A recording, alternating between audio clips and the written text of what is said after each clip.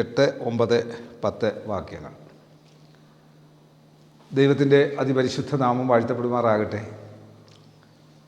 ഈ കഷ്ടാനുഭവ ആഴ്ചയിൽ നാളെ പെസഹായ്ക്ക് വേണ്ടി ഒരുങ്ങുമ്പോൾ ഈ 1-ാം തീയതി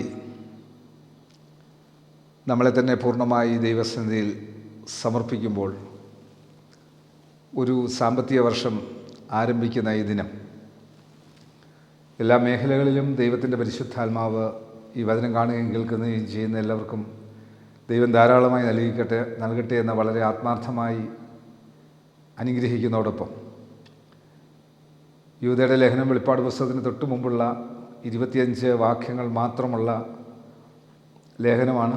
വിശുദ്ധ യൂദ, കെട്ടിച്ചാർന്നിയാത്ത യൂദയല്ല, യാക്കോബ് അപ്പോസ്തലൻ്റെ സഹോദരനും യേശുക്രിസ്തുവിൻ്റെ സഹോദരനും ആയ ക്രിസ്തുവിൻ്റെ ദാസനുമായ യൂദ 8, 9, 10 വാക്യങ്ങളിൽ പറയുന്നത്, അങ്ങനെ തന്നെ ഇവരും സ്വപ്നാവസ്ഥയിലാതെ ഈ ജഡത്തെ മലിനമാക്കുകയും കർത്തൃത്വത്തെ ശിക്ഷീകരിക്കുകയും മഹിമകളെ ദുഷിക്കുകയും ചെയ്യുന്നു.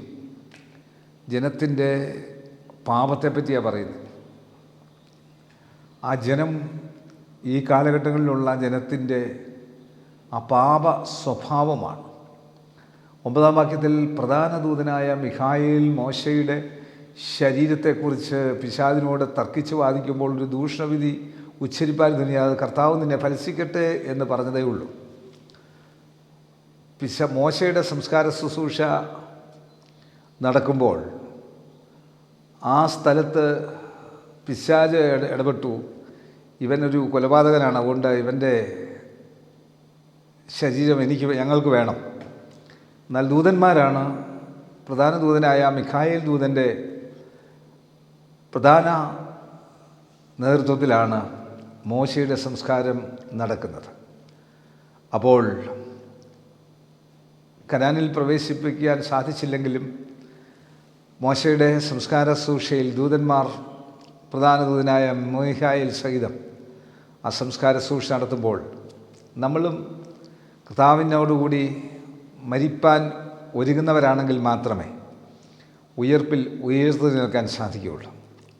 മോശയുടെ ജഡശരീരം, ഭൗതിക ശരീരം പിശാച് തർക്കിക്കുമ്പോൾ അവനോട് പോലും പ്രധാന ദൂതനായ മിഖായേൽ ദോഷമൊന്നും പറയാതെ നിന്നെ ഭത്സിക്കട്ടെ എന്ന് പറഞ്ഞ് അവനെ ഒഴിവാക്കുകയാണ്.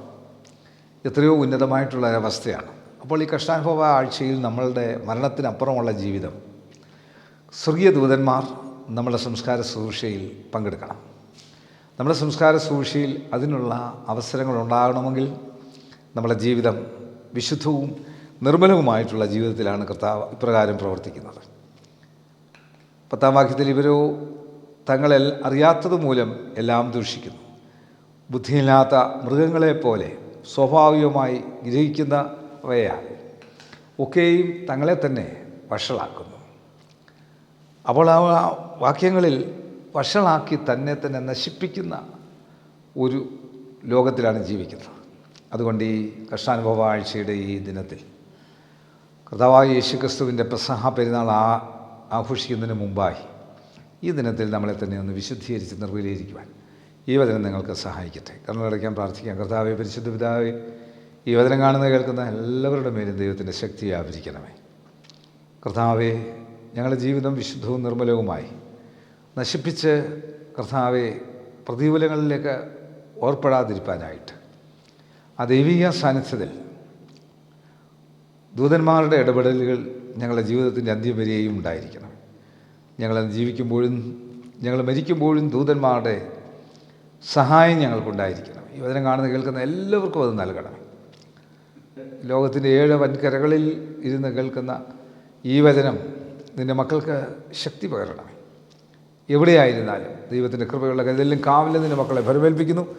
കർത്താവ് നിങ്ങളെ അനുഗ്രഹിച്ച് കാക്കട്ടെ. കർത്താവ് തന്നെ തിരുവപ്രസാദം നിങ്ങളിൽ ഉയർത്തി അനുഗ്രഹിക്കുമാറാകട്ടെ. ഇങ്ങനെ പിതാവും പുത്രനും പരിശുദ്ധാത്മാവുന്ന ത്രിയേക ദൈവത്തിൻ്റെ നിരന്തര സാന്നിധ്യ സഹായം, അനുഗ്രഹങ്ങൾ, നന്മകൾ, വാഴുകൾ ഈ വചനം കാണുന്ന കേൾക്കുന്ന എല്ലാ പ്രിയപ്പെട്ടവരുടെ കുടുംബങ്ങളിലുള്ള സമസ്ത പ്രാർത്ഥനാ വിഷയങ്ങളുടെ മേലും കാലാവസാനം കൂടാതെ നിന്നേക്കും ഉണ്ടായിരിക്കുമാറാകട്ടെ.